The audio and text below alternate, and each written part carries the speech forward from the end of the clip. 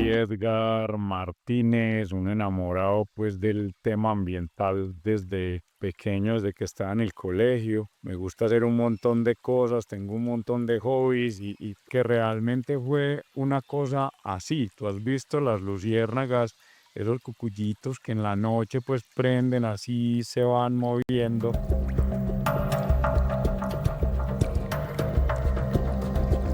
¿Invertir 999 para vender 1000? Edgar Martínez se dio cuenta que el negocio forestal tradicional no sumaba, pero en lugar de rendirse dejó que el bosque hablara. Hoy, Silvery no solo protege al tití gris, sino que también demuestra que un negocio que deja más de lo que se lleva es la mejor herencia para el campo colombiano.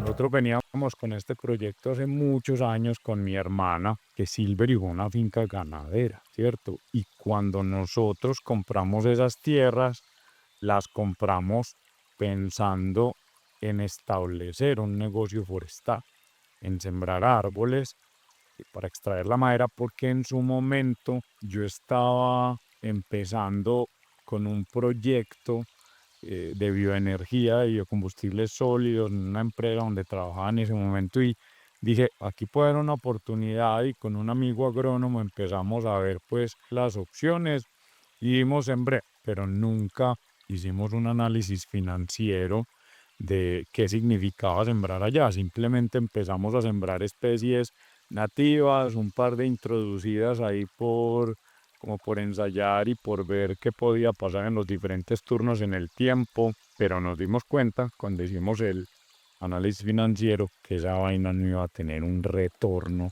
como el que uno como inversionista hubiera querido tener.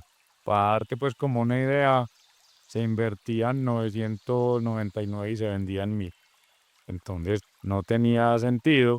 Y en su momento con mi hermana dijimos, no, nada, esperemos, dejemos que el bosque crezca. Y yo le decía, la oferta ambiental algo nos va a dar en su momento.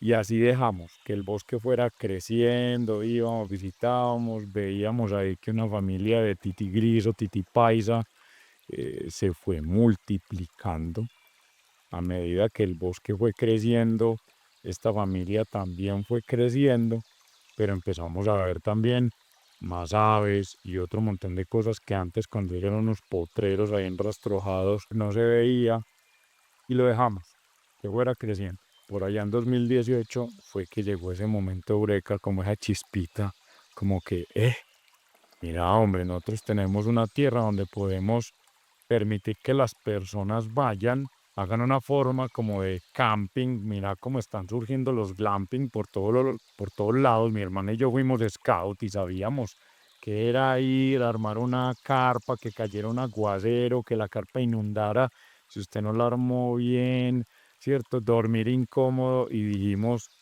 pues sabe qué, pero no es un glamping, por el lado no va la cosa. Tiene que ser una opción en la que las personas que de pronto les da miedo el bosque, les da miedo acampar, puedan estar en medio del bosque, pero con la comodidad de una cabaña 5 estrellas. Y que adicionalmente yo veía en esos grupos por ahí, pues de hombres, wikiparceros, Marco Polo, todas estas vainas, que es un montón de manes ahí hablando, eh, y decían, no, con lo que pago una noche un glamping me voy un fin de semana con mi familia a Cancún. Las exageraciones de eso por lo que veía uno de los precios.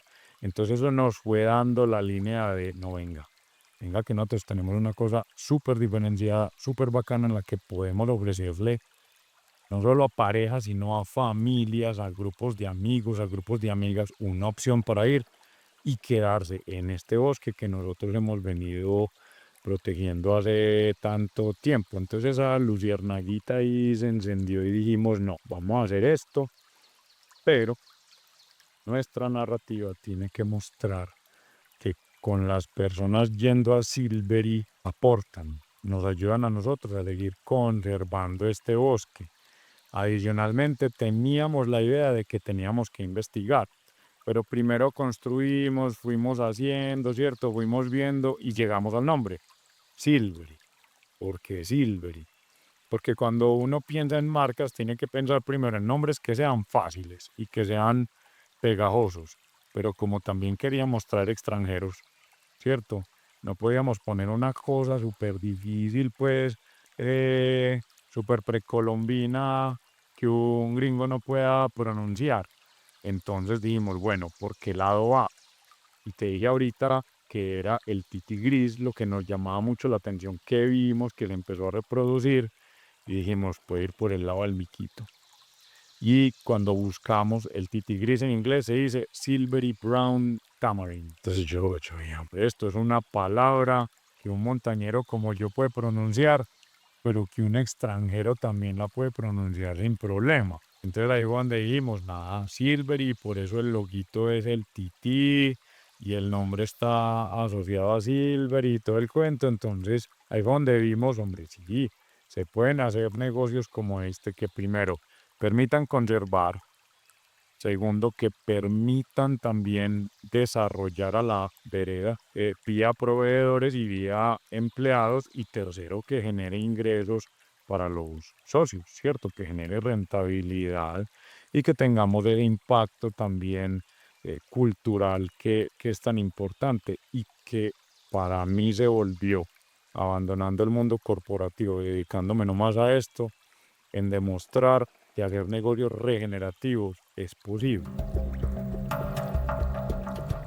Entonces, como yo venía de ese mundo también de innovación, de investigación y ambiental, y yo sé lo que es mostrar en una industria un proyecto que no tiene nada que ver con lo que la industria hace, uno tiene que armarse muy bien de números. Y como ya lo habíamos entendido con la idea inicial del negocio forestal, entonces a esto le hicimos un modelo financiero en el que incluimos pues todas las inversiones hundidas, por llamarlo así, que ya teníamos todos esos árboles plantados, ¿cierto?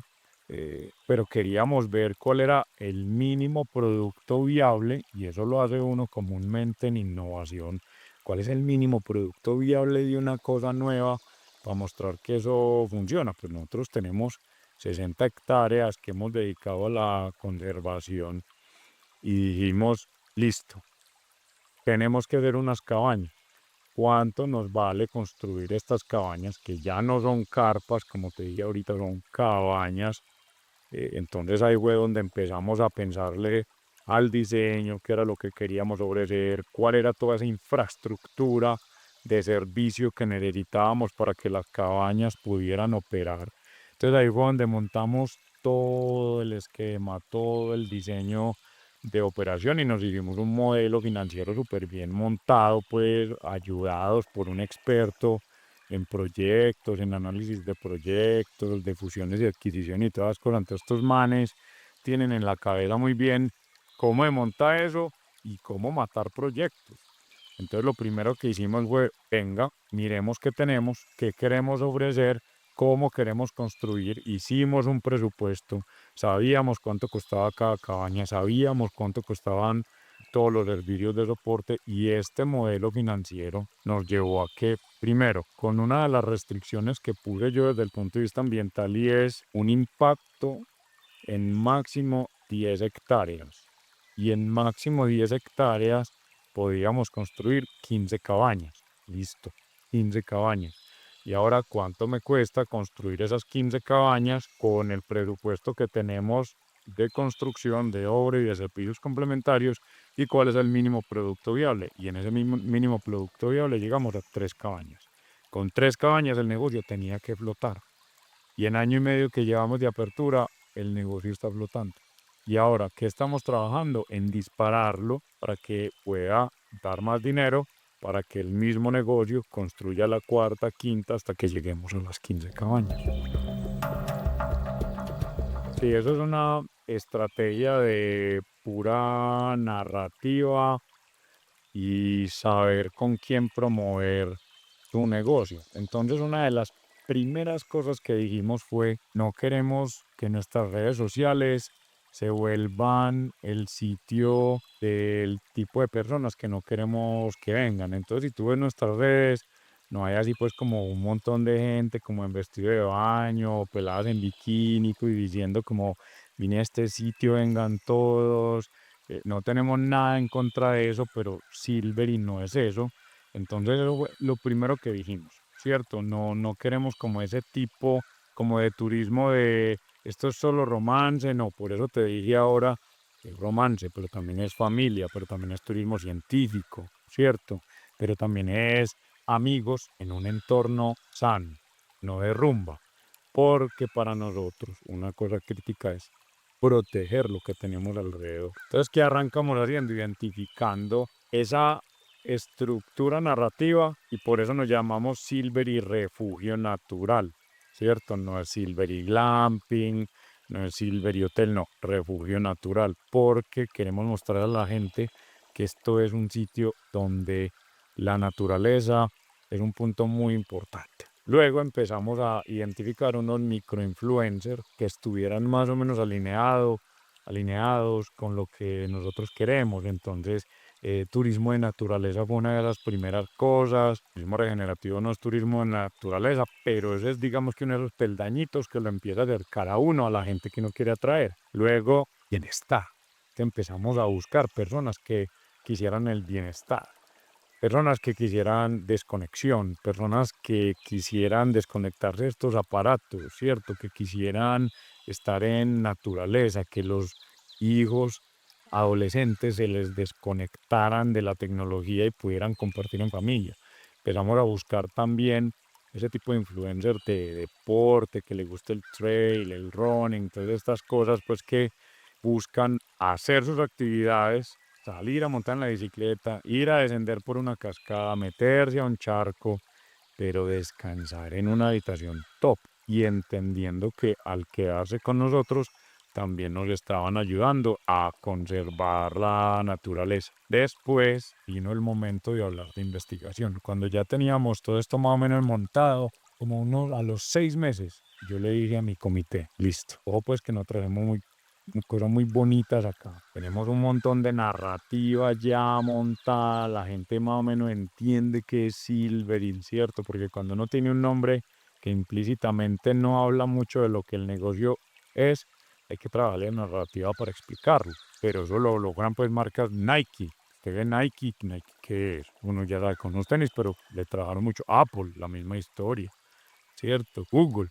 Entonces uno tiene que trabajarle mucho y eso fue lo que fuimos haciendo. La gente ya entendía, pero yo les dije, tenemos muchos hechos, pero no tenemos un solo dato. Tenemos datos científicos que respalden esa narrativa. Entonces tenemos que empezar a buscar proyectos, porque es que si nosotros queremos traer extranjeros de lentes así de grandes para tomar fotos de pajaritos, del mico, de lo que sea, tenemos que nuestros datos. Entonces de ahí fue donde surgió el proyecto de investigación con el grupo Geolimna de la Universidad de Antioquia, la Escuela Ambiental, y montamos este proyecto y graduamos ya a un ingeniero ambiental en un proyecto en el que lo que escogimos hacer fue demostrar cómo la avifauna es un indicador de salud, de bienestar, ¿cierto? De evolución, de cambio positivo de la naturaleza después de haber pasado de un potrero a un bosque. Entonces lo que hicimos fue montar ese proyecto en el que comparábamos un bosque nativo que teníamos la parte alta de la finca con bosque de hace muchos años, un bosque secundario en muy buen estado, comparado con lo que tenemos en el bosque regenerado, en el bosque plantado y contra un potrero, que es la finca del vecino, que muy amablemente nos permitió entrar a hacer muestreos. Entonces fue muy bonito porque tuvimos información que nos permitió entender cuál era la riqueza, la diversidad, ¿cierto? De todos estos biotopos, de estos 3 biotopos en los que hicimos muestreo. Entonces ahí ya empezamos a tener un montón de datos y empezamos a encontrar cosas, todo lo que te quieras imaginar que justo ahora estamos también buscando financiación para que la estudiante que se graduó de pregrado pueda hacer su maestría y sigamos investigando y profundizando en estos temas. Entonces, pone esto conmigo contando la historia en diferentes partes, con las publicaciones que tenemos en Instagram, con el podcast que queremos hacer. Queremos empezar a atraer ese turismo científico, porque es que todo lo que puede hacer ahí es incontable. Entonces a mí me interesa poder atraer este tipo de gente que viene y paga para ayudar a tomar datos, para ayudar a analizar datos, para quedarse y entender y ayudarnos a mostrar por qué es importante tener iniciativas como esta. E inclusive hay una cosa que yo no te había dicho, yo no soy una reserva natural de la sociedad civil y hasta el momento no planeo serlo. ¿Pero por qué? Porque es que quiero demostrar que los negocios regenerativos neto positivo son posibles, sin necesidad de tener un instrumento legal que diga, sí, es que yo lo soy porque soy una reserva natural de la sociedad civil, ¿cierto? O porque soy un área protegida. No, lo soy porque me da la gana, punto. Y quiero demostrar que es posible y mostrar que puede generar riqueza, que puede generar crecimiento de la sociedad, que se puede hacer conservación de la cultura, de la historia, mientras se protege la biodiversidad. Y ya después de eso, teniendo datos y con toda la narrativa, en que estamos intentando entender cómo los bonos de biodiversidad nos pueden apalancar, nos pueden ayudar para crecer.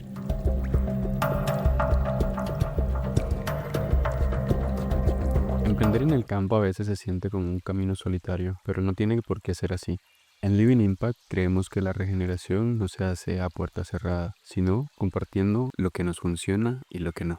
Si historias como las de Edgar y Silver te está dando esa chispita para transformar tu propio negocio, te invito a suscribirte a este podcast, El Viaje Regenerativo. Dale like y sobre todo comparte este episodio con ese amigo productor o esa emprendedora que busca cómo darle un propósito más profundo a su tierra.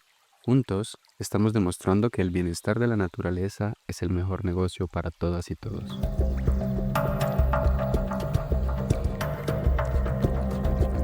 Porque no me gusta tanto los bonos de carbono, porque es que 60 hectáreas a la mayoría de gente le puede sonar mucho, pero para unos de carbono es muy chiquito, es muy poquito. Entonces, si yo saco un bono de carbono, va a ser para compensar lo mismo que yo hago, y sacar un bono de carbono no es barato y tiene mucho trabajo. Entonces, yo me tengo que concentrar en lo que realmente es importante para mí en este momento, que no es un bono de carbono para venderle a alguien que se lo va a consumir con una tonelada de carbón que quemó, ¿cierto?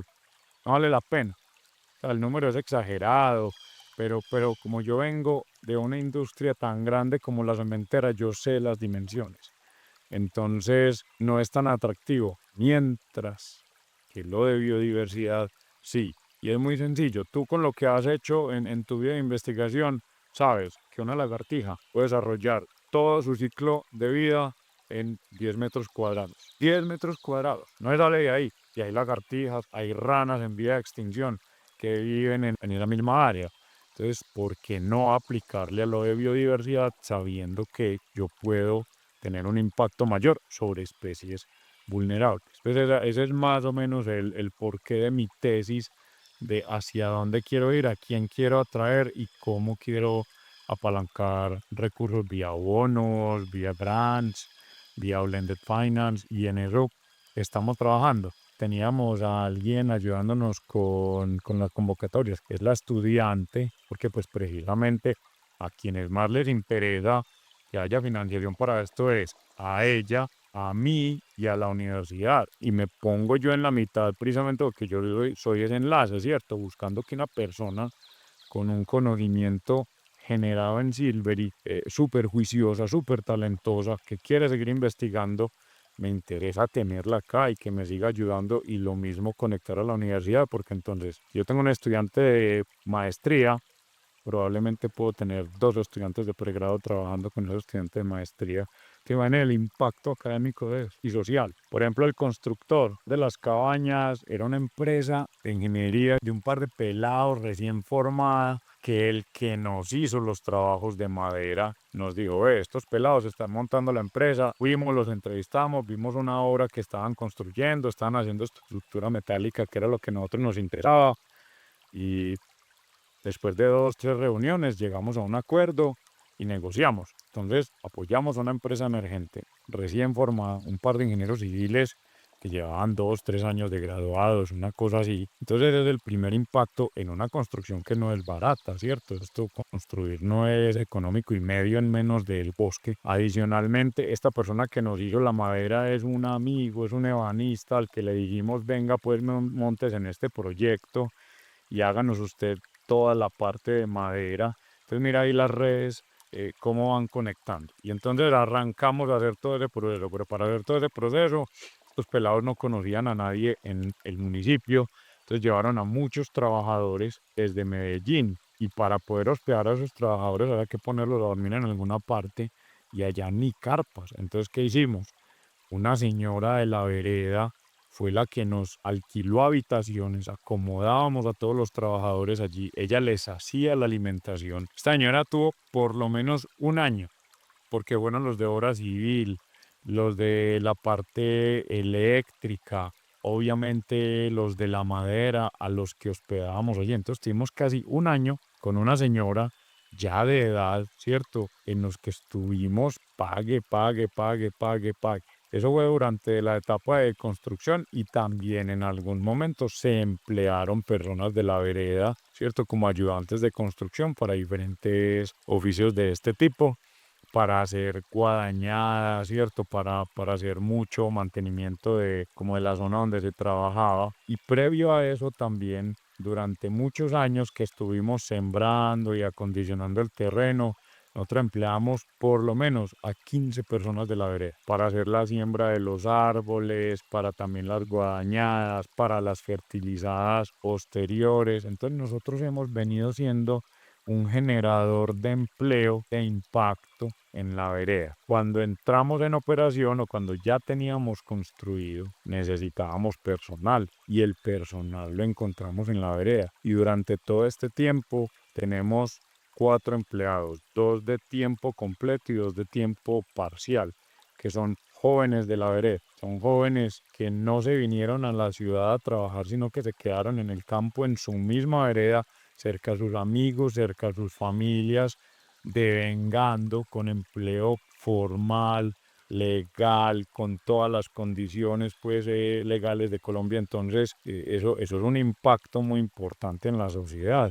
Segundo, también hay una cosa muy bonita y es que muchos de los proveedores de nosotros son de la vereda. Entonces, los huevos, el queso, el yogur y el municipio, la carne, las verduras en los fruver, pues, o en la plaza de mercado, el café que le ofrecemos a nuestro huésped. Imagínate que nos tocó empezar a venderlo porque es tan bueno que la gente nos decía, ¿este café de dónde es? Y a mí me ofrecen todavía cafés de todas partes. Y yo digo, pues yo no me puedo poner a traer un café de un municipio que me queda 300 kilómetros sabiendo que lo tengo ahí a la vuelta en la esquina 15 kilómetros, ¿cierto? Un caficultor del municipio. La miel, bueno, en fin, un montón de cosas vienen del municipio, entonces eso es dinamizar la economía, eso es ayudarle a los productores del sitio a que sigan creciendo con sus negocios, porque nosotros no solo entregamos, por ejemplo, el caldo, sino que también lo vendemos. Hay una historia muy bonita con el aprisco que hay en la vereda, que un aprisco es un establo de cabras. Este man saca un yogur griego, la cosa más espectacular. O sea, no hay nada que le compare y de un restaurante top de acá del Valle de Aburrá, Gabriela, Laboratorio de Cocina. Nosotros les ayudamos a montar uno de los menús porque lo estaban montando, pensaban en regiones antioqueñas y el postre lo querían hacer en Oriente. Entonces los invitamos y les dijimos, venga, vamos a Silver y venga, conozca, venga, mire cómo es la cosa. Entonces nos fuimos con el dueño, visitamos un trapiche, visitamos el aprisco, vimos todo lo de Silver y ellos entendieron la importancia de tener un bosque, la importancia de la evapotranspiración en un bosque, ¿cierto? E imagínate que después de ver todo eso, le compraron el yogur durante 4 meses a este proveedor de la vereda porque les encantó el sabor y desarrollaron el postre con la forma de una panela con un chocolate blanco que rellenaban con el yogur griego y que cuando entendieron que este proceso de evaporación y transpiración era lo que formaba nubes y que esa brumita y todo ese cuento de la mañana, se inventaron una espuma que iba alrededor como de esta cosita de panela y ese era el postre. Eso era un postre pensado en Silvery. Eso fue un postre pensado en que el bosque está aportando una reducción de temperatura, vapor de agua. Son una cosa muy bonita, es un impacto bacanísimo de lo que hacemos en Silver. Entonces, vea, un proveedor vendiendo inclusive ya más allá de la frontera de la vereda, andando por el Valle de Burrá, que inclusive a veces yo mismo le traje el yogur hasta acá y le ahorré el transporte, porque lo traje de pura bacanería. Entonces, eso es dejar impacto social, 100%. Pues por lo menos como lo estamos haciendo nosotros, exactamente como lo estamos haciendo, no, porque no he visto que empiecen a sembrar para mostrar un negocio regenerativo.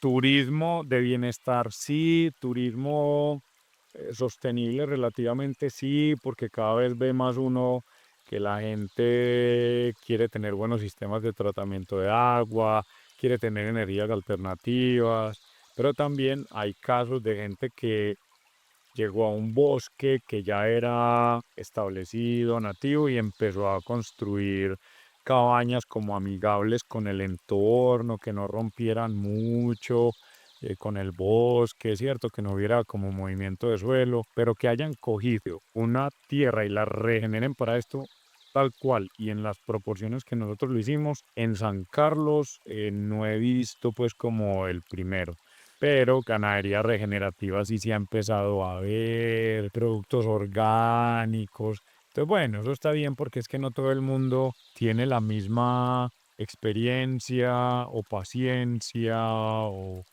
idea, pero lo que sí vemos cada vez más es un interés mayor por tener negocios que sean como ambientalmente más amigables, y por eso han surgido varias iniciativas de educación en avifauna, anillamiento de aves. Nosotros tenemos ahí un vecino que está haciendo un proyecto muy, muy bonito, pues, de esto, si con el anillamiento se puede ver aves, por ejemplo, migratorias, o qué tanto se mueven aves en el mismo municipio. Entonces, bueno, hay de todo. Y si puede haber también algo de reticencia frente a este tipo de negocios, pero en San Carlos, por ejemplo, es porque a medida que el bosque crece, entonces la cadena trófica también crece, porque hay comida y detrás de la comida va llegando cada depredador hasta que llega a ese apex, ese es el tope, ¿cierto? Y no en Silver y más abajo ya se ve mucho más águila arpía, pero en Silver ya vemos constantemente al tigrillo. Ya en lo que llevo de instalada las cámaras trampa, ya me ha salido en las 2 y 2 veces. En las 2 últimas bajadas de información ya me apareció en las 2. Entonces, ¿qué muestra eso? Que hay un ecosistema saludable, que hay comida para los depredadores, pero a la gente en la vereda. Entonces, por ejemplo, si al depredador le dio por cambiar de dieta un poquito y se cansó del ñeque, del gurre o de la guagua, se va y se asoma por allá en una finca, y si la gallina dio papaya, comió gallina. Y en estos días me contaron que como que un animal grande se trasteó un perrito de una finca. Entonces, pero eso puede pasar, ¿cierto? Esas cosas pasan, pero yo creo que debe haber una sana convivencia, y esa sana convivencia tiene que pasar por educación. E iniciativas como la mía tienen que contarle a la gente la importancia de que el tigrillo esté y todos los otros animalitos de ahí para abajo, hasta la vegetación, pues en la cadena trófica, estén. Entonces, bueno, pues no de al final de cuentas con un campesino que hasta de pronto quiera tener la piel del tigrillo, o que no quiera que le coman las gallinas, uno qué hace, pero a algo podremos llegar, ¿cierto? Como regáñelo y mándemelo para mi finca, ya veremos pues cuál es la forma.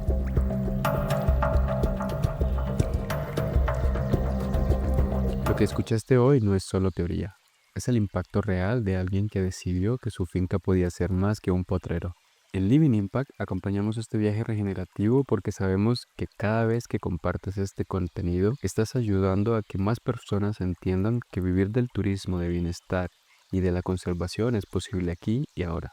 No te quedes con esta información, ponla en acción y pásala a alguien que necesite saber que su territorio tiene un valor que compartir. Suscríbete y sigamos regenerando juntos.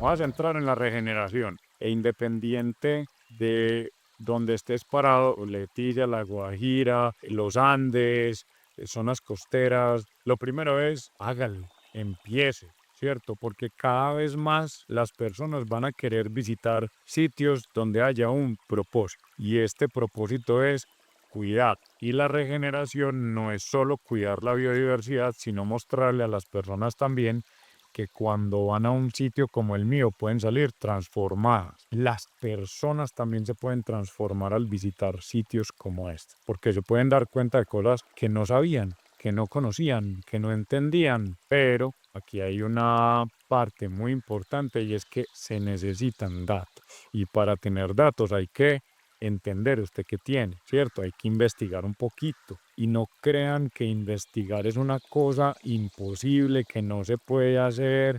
Usted puede investigar con estudiantes de colegio, ¿cierto? Usted puede acceder a investigación fácil, inclusive con cursos de un pregrado. Hay cursos de pregrado que permiten que los estudiantes vayan y hagan un estudio de caso para presentar como trabajo final del curso y que le entregan información valiosa a usted y que para el estudiante es valioso porque tiene que terminar el curso. Ahí simplemente es acercarse a las universidades con conocidos, preguntar. Organizaciones como la Sociedad Antioqueña de Ornitología tiene becas de cuantía mínima en la que usted puede hacer estudios pequeños, en la que usted puede entender especies de aves que son importantes, que usted ve que un pajarito siempre llega y usted no sabe cuál es, ¿cierto? Empiece a levantar la mano y pregunte. Siempre es muy importante tener datos y datos soportados por la ciencia, no por opiniones, no por es que yo creo, es que a mí me parece, porque uno encuentra de todo. Gente que en chats de la vereda, por ejemplo, no es que le apareció un león y hay un león que está comiendo las gallinas. No, en Colombia no hay leones. Eso es parte de la importancia de la educación con lo que nosotros logremos tener con la investigación. Ahí ya un proyecto pequeño en nuestros predios. Entonces, háganle, arranquen, empiecen a ofrecerlo como sea, con una habitación, que la habitación les dé para construir una cabañita, que la cabañita para la otra cabañita, que eso para el kiosco y que no sé qué, y empiecen. Eso es lo más importante.